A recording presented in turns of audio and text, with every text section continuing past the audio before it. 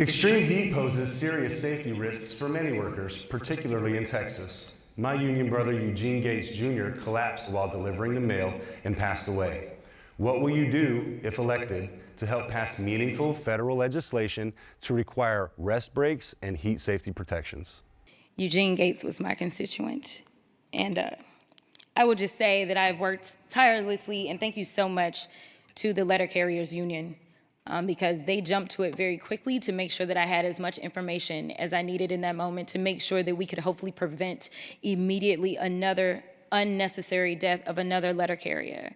So ultimately, I worked with the local. We made sure that some of the things that they were not allowing them to do that historically they had allowed for, say, such as starting their routes earlier, making sure that they had some water breaks, making sure if people needed to work once the sun went down. I made demands on getting DeJoy in front of the oversight committee so that I could demand answers of him, as well as worked with Congressman Kassar specifically on worker protections around heat issues and just environmental issues. We had funded the trucks to make sure that they had AC, and so I was focusing on making sure that there was a priority in getting those trucks to Texas and other states where they experienced the extreme heat. We should abolish the filibuster in the U.S. Senate so that we can actually pass these kinds of bold pieces of legislation that are going to protect the rights of workers. Again, always look at our records, because at the state level, I fought tooth and nail against the Death Star bill that robbed workers of their ability to have basic water breaks in the extreme heat.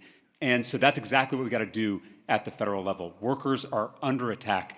And by the way, these Republican extremists who are pushing these kind of bills claim to be devout Christians.